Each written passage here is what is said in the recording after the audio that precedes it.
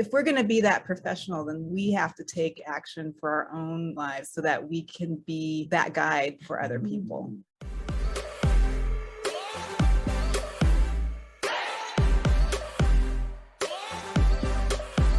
All right. Welcome, everybody. My name is Chad Corbett. For those of you that may not know me, I'm the founder of the Magnum Opus Project, creator of these courses and others.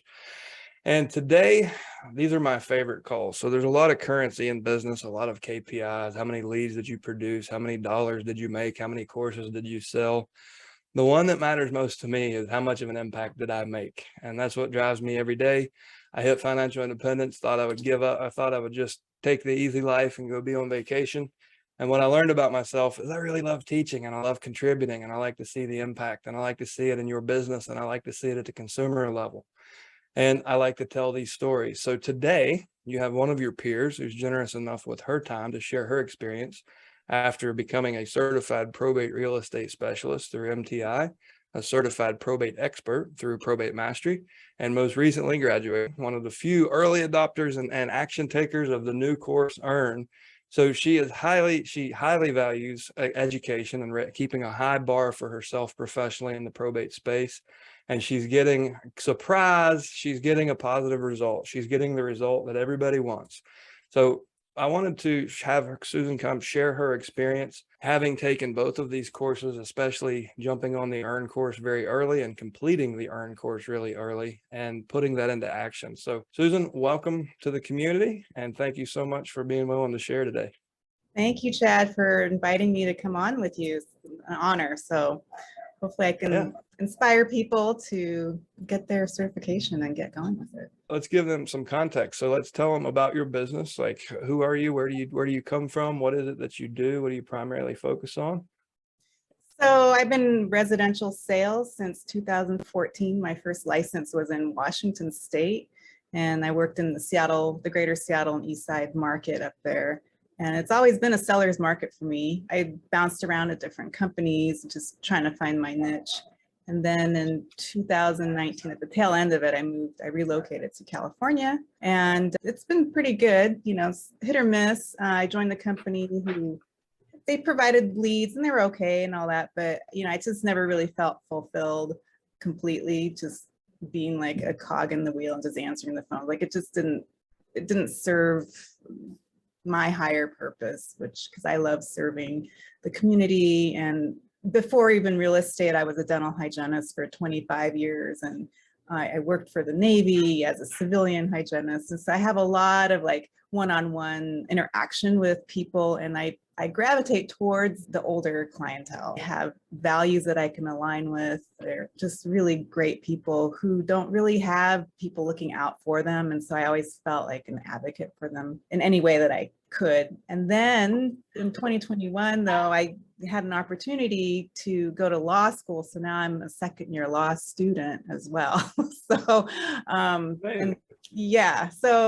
So I'm trying to combine all of my knowledge and skill set into one kind of package where people can come and get all of their solutions met, whether it be real estate sales or, in the probate space on the legal side of it. So that's my story in a nutshell. Nice. So yeah. I think we may need to start a sub-community within the community, because one of the really cool things that I've seen happen since we kind of blended the population of attorneys, investors, and agents is we have several investors and agents who have now been so inspired that they're in law school. Nina Grayson, if you haven't met her, isn't that far from you. She's in the LA market. She is the most recent one. She jumped in. She's in her first semester of law school. But the inspiration was really these conversations and the realization, holy crap, these people really do need help and I can serve at a higher level. So you might want to reach out to all the others in Estate Professionals Mastermind, anyone who has been inspired to go to law school to serve at a higher level. You guys should get together and, have a little community within the community, because it's growing. Like more people are feeling that. I'm really curious, I'm assuming about halfway through your law school curriculum, do you think you're headed toward elder care, planning, administration? Like, what do you think? Yeah, and my heart's telling me that that's where I need to go. This summer I did an internship with a probate attorney. And so I worked on partition cases and trusts and wills, that kind of thing. So estate planning, probates, trusts, and elder care. I think that's where my wheelhouse is going to be, because there's a lot of people, which is so surprising to me, that they just don't know, and they don't know what they don't know. And so I don't know, I just can't handle how some of the people in the industry, how they treat their clients. And I just don't like that. And my parents are getting older too. And so, I'm their only daughter. Well, I have a brother too, but he's out of the country. And so I'm it. And so I feel like, because I'm having to help them take care of some of the stuff, they don't know what questions to ask or whatever, like I step in. And so it feels really natural for me to be in that role. Yeah. So I had earlier this afternoon, you know of Estate Exec, the software that we've integrated in the Earn course. Dan Stickle, who is the CEO of that company, the founder and CEO, he's Harvard educated, lots of experience in software. What led him to create the leading estate management software in the world at this point was the experience of going through this with his aging parents. And we had a long conversation. Unfortunately, I don't think we were even recording that, but just about the need. I love this community so much because it's an interesting intersection of software, law, real estate, investing, brokerage, property management. And it's really coming into its own, like as a place. So one of the things we're working on is a directory where regardless of why you're here, why you're part of this community, you actually have an opportunity to say, here's who I am and what value I can provide. So we'll be able to share real estate referrals among CPEs. We'll be able to say, hey, in Des Moines, Iowa, this is an estate sale company that's been vetted through this community. We know that they're more leaning in the benevolent side, and one of our members trusted them. So call them. So the really neat thing is seeing the need be filled. That's one of the things I set out in 2013. I sat down and said, what are you building? Why are you building it? Who do you need to help you? Those simple questions I ask myself. And the why for me was consumer impact, because I was in one city, similar to you, dropped into a city, knew nobody, I didn't even have that state real estate license yet. And I quickly found myself gravitating toward the probate clients. And they were the most grateful clients I've ever had. They didn't fight you on stuff. You didn't have to compete with 94 people. They just were so glad that they had somebody they could trust. So that I thought, in my own kind of vision exercise, I'm like, how can I scale this? Like, there's no way I can serve 3,149 counties as a practitioner. So it's really, really good for my heart to see that this is every day becoming more and more of a national community with people like yourself, people who not only you buy my real estate course, you're going to freaking law school because you've committed to this and to helping these people. And that is so cool to have people like you in the community. So you're a great resource, and thanks for being here. So let's talk about this hard transition. I'm sure it wasn't easy to leave an established marketplace where you had a good book of yourself. It sounds like your sell-side business was healthy, but for lifestyle reasons, you said, hey, I'm moving 2,500 miles away to start over. So for anyone who might be new to this conversation or afraid to jump in, that thinks it's just too much for them to accomplish, like I have a similar story. I left Maui where I had a median price of 1.35 million selling ski front, beachfront to rich people, and moved to a city where the median price was 140 and I didn't know a soul. But I was able to become, I think in the first year I had 52 closings, and most of those were probate deals. So let's hear that story. Like, how hard was it to just step in completely new to a market, but using this expertise you've built? How easy did it make it? Well, I didn't have that big of a success my first year. So, but I had my California license in 2017. My oldest child was down here for school, and I thought it would be beneficial for me to get my real estate license here. And what I ended up doing for a little bit was helping. I was a liaison between the university and the parents who have their children, living out of state, and they needed somebody that they can trust to help them find places to live outside of the dormitories. And so I was the liaison, because the school, they couldn't handle all the parents and all that stuff. So I was doing that, but I was still living up in Seattle. So I was flying back and forth, and it was just so crazy. So finally I just decided, I'm just going to move down here. And I joined a company that actually provided leads, not probate leads, but just regular leads. They could be any price point in any city. And, if I picked up the phone and I got the call, then I would go meet them. So It was good for what it was, but then when I found the probate mastery and then the earn program and then the other probate stuff, I just really gravitated towards that because that's where my heart is. I'm surrounded by wealth. Like there's so much wealth around here. It's crazy. People they can buy whatever they want here. But those aren't the clients that I like working with because I don't know. I maybe it's the ones that I've met. I'm sure they're not all like this, but I want to be a partner in their process and not somebody that they look down upon, if that makes any sense. Like there's just something different about their mindset, and I just don't like that. So I keep gravitating. I would summarize that as you want to be an advisor, not a servant, right? Yeah, that's it. An advisor, but being new to the area, they all have their advisors. And so, it's a little tough to break into that market. And I didn't even want to try really. So, if I got the calls and it happened to be somebody like that, great. But my focus is really helping people who need help and, working for this attorney, this past summer. Actually, I started back in February and I'm still kind of doing some work for him. We do some pro bono work too. And the people that come to him with their problems, like they really have problems and they don't know what to do. And so to be that sound logical voice for them and to help them see the bigger picture and then how to accomplish these tasks to get to the overarching goal, whatever it is for them, that to me is more meaningful for sure. And the people are really appreciative, like you said. They're so grateful to find someone that can help them understand the legal documents and just the process. And that speaks. That says something more than I'm with ABC Real Estate. I did the X number of deals last year, and I'm the best listing agent in all of Irvine. When can I come over? When can I see the house? Yeah, like, that's not my it actually style. says, what is it that you need? Yeah, I mean, the way that I look at real estate is, everyone's got a problem. Like if you want to buy a new car, you go to the car dealership and you buy a car. Like it's the commodity. Like the house isn't the issue. It's all the stuff surrounding it is what the real issue is. And it just happens to be that they need to unload this asset or they need to buy that car, or whatever. So it just happens to be that thing. But if you take away the thing, the problems are still there, and how to navigate through that. There's not a lot of people that can help with that. So you got started kind of reaching out to the families and you found some success there. Tell us why you saw an opportunity, like why Earn was attractive to you and why you saw that as an opportunity, and also what you've done with it in the short time that it's been here. Like we teach in Probate Mastery, build a referral network, but we didn't go really deep. Like with Earn, this is how you do it.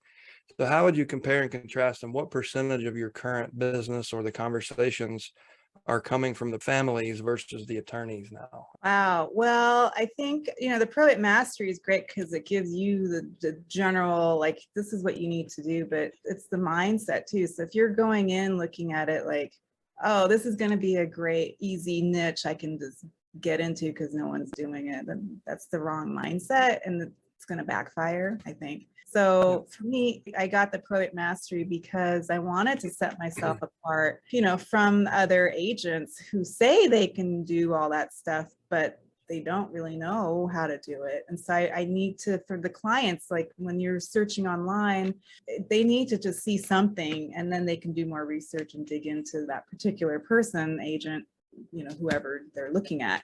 And I just love the education part of it because I love to learn. And then so when the Earn came out, I thought, oh, this is even better. Everybody knows a real estate agent. You throw a rock and you hit 7 real estate agents. Like, it's crazy. The barrier to get a real estate license is, not that hard, right? So people get it and they think they can make a quick buck or whatever. But so having the Earn program was another feather in my cap because then I can approach these attorneys and, have some professionalism behind my belt. And like I put it on my signature line. I'm really curious, having taken the Earn course as well as being part of a law school curriculum, how much of that is actually taught in law school? how often do instructors actually talk about the real life struggles of an attorney as a small business owner versus just the law? Well, Like, do you yeah. feel like, am I right in thinking that's just left out of the curriculum in law school? Because so many attorneys seem to just be stuck and not know how to scale out of it. And that was a big objective of mine with the Earn course. How Mhm. can we get more referrals for real estate agents, but also get these attorneys to be more efficient and grow their own firms? So I'm curious if they've taught you anything in law school about that. Well, the instructors that I have, the professors, they're mostly adjunct professors. And I go to Trinity Law School, and they've got a great online program, which is so awesome. And so the teachers, the professors, they can either be in California or elsewhere in the country. And they teach us about their real life practice. They'll interject how their practice is, and they all seem to be busy. There's attorneys that are more general practice, and they do everything towards criminal, property, contracts, whatever. They'll do all that. And then there are some that are really specific and they only do constitutional law, or they're trial and litigators. So everyone seems to be busy. They're very busy. So it seems realistic to me that if I do branch out and start my own company, that I could be busy, but that's not what I want to do, not right out the gate. Because of the Earn program and with my real estate background, I think the combination, it's not that common to have both. I think there are some, but I don't run into a lot of agents who are also attorneys, or attorneys who are also agents. So to be that liaison, right, where I can drum up business for the attorneys and then they can in turn help me with the business too. So I think it's a symbiotic relationship that could happen. And I haven't sent out any mailers or anything like that. I just kind of go to networking events and position myself. Like if I know a certain attorney will be there, if they're especially a probate attorney, I will make sure that I'm going to those events. I mean, I don't even really have my business cards yet with all my certifications on it. I know that I have it. And then that gives me the confidence that I need when I go out there and I'm interacting with attorneys or other agents. So I love that. And I want to underscore and congratulate you, because so many people in my career of training and coaching, so many people are like, well, I'm going to get started as soon as I get this flyer done, or as soon as I get this web page up, or I got to get business cards, or this and this. And those are just crutches. They're convenient excuses to not admit the fear of rejection and why you're not actually meeting people face to face. So it's really good to hear you say that. I completely gave up business cards in 2016 or 17. I quit getting them printed because it forces me to make a memorable impression on whomever it is I want to call me back. So it's kind of an accountability move to not have print collateral to lean on. It makes me create a real connection with the human that I'm trying to create a connection with. I've never had a business card close a business deal. And Right. so to the extent where I will actually be like, hey, grab your phone and I'll airdrop my contact card to them versus giving them a business card. And I'll Mhm. make it memorable. I'll make them laugh, or I'll teach them something. Like, I'll make some memorable moment. So good for you.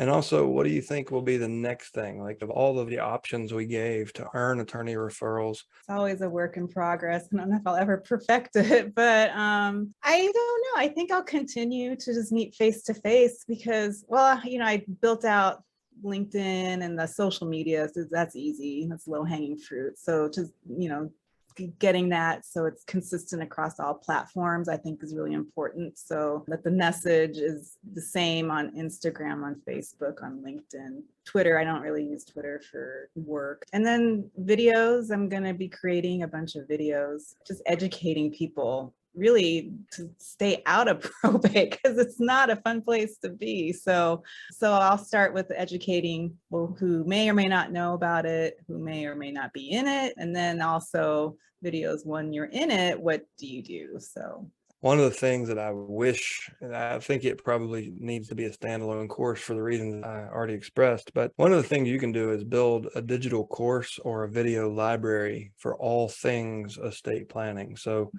why anyone with a net worth of more than 100,000 really should have a living trust. and what that means, and bring in, like, this is a great opportunity. It's also a great thing to do inside of the Facebook community, as I suggested in the EARN course. So bring in an estate planning attorney, bring in an elder care planning attorney, bring in a care manager, bring in a nursing home administrator, and start to build that archive. Once you have that archive, it's a great library to use to attract other attorneys into your sphere of influence. So something for you to consider: you may actually take all those videos, throw them into something like Thinkific or Kajabi, and then offer them to every single person you make contact with, whether that's at a professional networking event or if it's consumer conversations. When I was up in Seattle, I partnered with a mortgage lender, and they had a radio program. So I was their co-host, and we would do, we would interview people. So, but yeah, I have my whole tripod and lights, and it's all portable. I could just keep it in the trunk of my car and just have an impromptu studio wherever I am at. So what's your advice to someone who's not taking the course? Just do it. Just do it. Just set aside time, get a calendar, write it down. I mean, you got to write it down. I know people can keep things in their head or whatever, but if you write it down and then tell somebody that you're going to do it, because it's accountability. If you don't have the internal motivation or the internal accountability, then get someone to help you stay focused, because, the course isn't that hard. It doesn't take that long. Just it's so beneficial to get the information and just go with it. But, you can even do it when you're in law school, guys. Yeah. No excuses. No excuses. Yeah. I mean, whatever excuse you've got, no. Because if I can do it, then anyone can do it. So, and then for the people who have taken the course and they just don't know what to do with it, because it really does seem daunting. And I think a lot of people just have this inherent fear of the courthouse or lawyers and judges and clerks and anything legal. Everyone's just like, oh my gosh. But, online is great, because a lot of counties have things that are accessible online. They have a number you can call, and people are really friendly actually when you call them. So that's not a barrier either. It's just, I look at challenges and things that I'm not an expert on, but I want to be, and I don't look at it as fear. It's all mindset. When I first co-founded All the Leads, until it consumed me, I was trying to give a half an hour of my time to every single person who signed up. And that exposed me to thousands of real estate professionals around the country that were trying to get probate up and running in their business. And one of the things, it was the most common thing, like people being intimidated by the court, intimidated by the attorneys. They never stood a chance of talking to the family because they couldn't get out of their own way, like their mindset. So one of the things I would do is actually three-way call the probate clerk in their county. And I'm like, okay, while the phone is ringing, you need to come up with all the blind spots, all the questions you don't know the answers. And they're like, what do you mean? They're not going to answer. And I'm like, hold on, it's ringing. And I remember doing this in San Jose, California, high net worth, and we got transferred 2 or 3 times. There was actually an attorney that they had sitting there waiting for phone calls to answer legal questions. Yeah. And I would hold people accountable to break through their own limiting beliefs and mindset and be like, there you go. You literally can't think of questions to ask a probate clerk because you already know it. Now go do something with it. Yeah. And then they would, but you can't, that doesn't scale. I can't do that with every single person. Like I've tried to build it into the course. Like if you can't be self-accountable, that's what Estate Professionals Mastermind is for. You've got Susan to be here and say, hey, I did it while going to law school. Don't tell me your excuses. What date will you have this done? Like, go find yourself an accountability partner to get the result you want. The worst thing in the world is to invest in a course you never take, or to take a course you never take action on. Like, the probate fairy is not coming by your house. You need to go build a real relationship with an attorney. All right. Well, Susan, thank you so much for your time. I know you're extremely busy, and I really appreciate you giving us the time and your advice. Anything you'd like to say in closing to the community?